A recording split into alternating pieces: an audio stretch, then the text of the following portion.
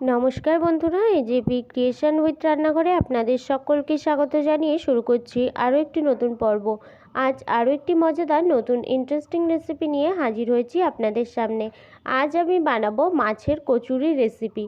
চলুন তাহলে আর বেশি দেরি না করে রেসিপিটি শুরু করা যাক। আর রেসিপিটি শুরু করার আগে প্রত্যেকবারের মতো আপনাদের কাছে একটাই অনুরোধ, ভিডিওটা একটু স্কিপ না করে প্রথম থেকে শেষ পর্যন্ত দেখতে থাকুন এবং রেসিপিটি ভালো লাগলে অবশ্যই একটা লাইক করে চ্যানেলটিকে সাবস্ক্রাইব করে রাখার অনুরোধ রইল। রেসিপিটি বানানোর জন্য আমি এখানে 4 পিস মাছ নিয়ে নিয়েছি। মাছ 4টেকে ভালোভাবে ধুয়ে পরিষ্কার করে রেখেছি। এখানে আমি দিয়ে দিচ্ছি স্বাদ অনুসারে নুন আর দিয়ে দিচ্ছি পরিমাণ মতো হলুদ গুঁড়ো। মাছের টুকরোগুলোকে ভেজে নেওয়ার জন্য আমি এখানে কড়াইতে তেল গরম হতে বসিয়ে দিয়েছি। নুন আর হলুদটা ভালোভাবে মাছের টুকরোগুলোর সাথে মিশিয়ে নেব। হাতের সাহায্যে এইভাবে করে কিন্তু মিশিয়ে নিচ্ছি। এই পর্যায়ে নুন আর হলুদ গুঁড়োটা কিন্তু আমার ভালোভাবে মিশিয়ে নেওয়া হয়ে গেছে। এবার তেলটাও এদিকে গরম হয়ে গেছে। আমি এবার মাছের টুকরোগুলোকে তেলের মধ্যে দিয়ে দিচ্ছি। অবশ্যই তেলটা ভালো করে কড়া করে গরম করে নিয়ে তবেই কিন্তু মাছগুলো দিয়ে দিতে হবে। আর এখানে মাছের এক পিঠ আমার ভেজে নেওয়া হয়ে গেছে। আমি এবার উল্টে দিচ্ছি। এই পর্যায়ে মাছের দুই পিঠই কিন্তু আমার ভেজে নেওয়া হয়ে গেছে। আমি এবার তেল ঝরিয়ে তুলে নেব। মাছটা তুলে নেওয়া হয়ে গেছে। মাছের টুকরোগুলোকে ঠান্ডা করে কাটা বেছে নেব।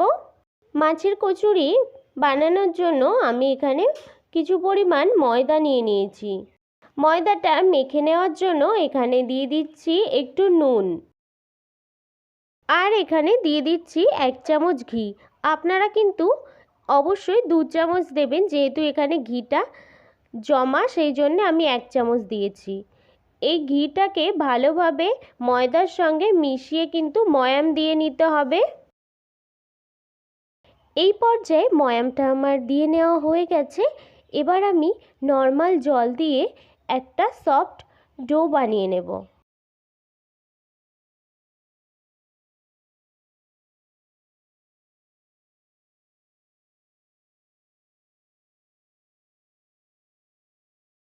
ময়দাটাকে আমি কিন্তু ভালোভাবে মেখে নিয়েছি। এখানে কিন্তু একটা সফট ডো তৈরি হয়েছে। এটাকে ঢাকা দিয়ে আমি এবার রেখে দেব রেস্টে কিছু সময়ের জন্য। দেখুন বন্ধুরা, এই পর্যায়ে কিন্তু মাছের কাটা বেছে নেওয়া হয়ে গেছে আর মাছগুলোকে এইভাবে কিন্তু করে বেছে নিয়েছি।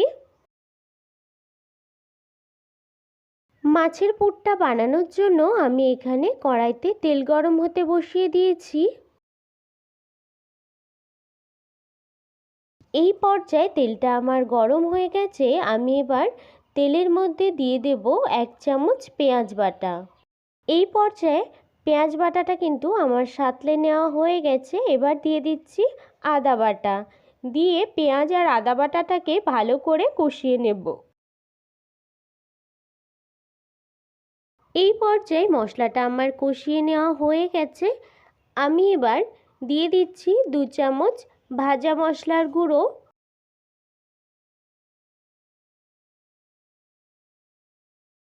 ভাজা মশলাটা দেওয়ার পর কিছু সময় একটু নাড়াচাড়া করে নিয়ে তারপর দিয়ে দিচ্ছি কাটা ছাড়িয়ে রাখা মাছটা। মশলার সঙ্গে মাছটাকে ভালোভাবে কষিয়ে নিতে হবে কিছু সময়। এই পর্যায়ে আমার কিন্তু কষিয়ে নেওয়া হয়ে গেছে। আমি দিয়ে দিচ্ছি একটু ধনেপাতা কুচি। ধনেপাতা কুচিটা দেওয়ার পর একটু ভালোভাবে মিশিয়ে নিচ্ছি মাছের সঙ্গে।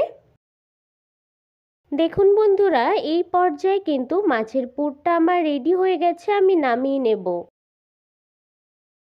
মাছের পুরটা আমি নামিয়ে নিয়েছি। নামিয়ে একটা বাটিতে রেখে দিয়েছি। এটাকে একটু ঠান্ডা হতে দেব। 30 মিনিট ময়দার ডোটাকে রেস্টে রেখে দিয়েছিলাম।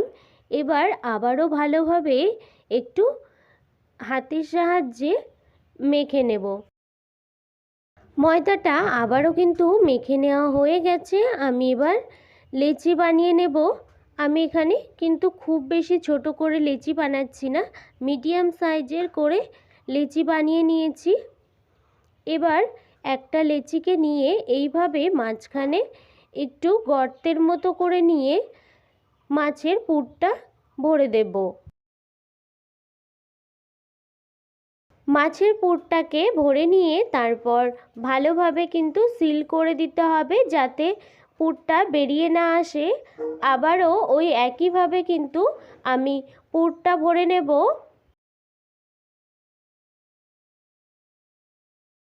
আর ওই একইভাবে পুরটা ভরে নেওয়ার পর মুখটা সিল করে দেব। এইভাবে করে কিন্তু সমস্ত লেচির মধ্যে পুরগুলোকে ভরে নেব।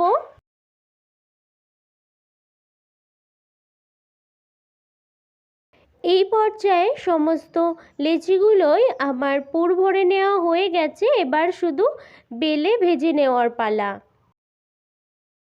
এদিকে মাছের কচুরি ভেজে নেওয়ার জন্য আমি এখানে কড়াইতে তেল গরম হতে বসিয়ে দিয়েছি। তেল গরম হওয়ার মধ্যে লেচিগুলোকে বেলে নেব। আমি এখানে তেল বা ময়দা দিয়ে বেলছি না, এইভাবে করে হালকা হাতে লেচিগুলোকে নিয়ে, খুব বেশি চাপ দিয়ে বেলা যাবে না, হালকা চাপ দিয়ে কিন্তু বেলতে হবে, তাহলেই কচুরিটা ভালো হবে, না হলে ফেটে যাওয়ার সম্ভাবনা থাকবে। একটা কচুরি কিন্তু আমার বেলে নেওয়া হয়ে গেছে আর এদিকে তেলটাও গরম হয়ে গেছে। আমি এবার একটা কচুরি দিয়ে দিচ্ছি।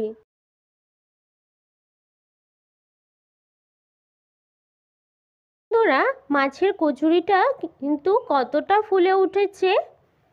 এইভাবে করে ফুলে উঠলে তারপরেই উল্টে দিতে হবে।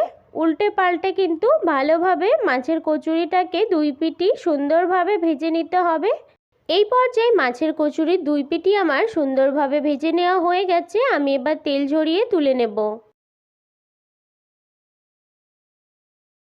আবারও ওই একইভাবে সমস্ত মাছের কচুরিগুলোকে ভেজে নেব।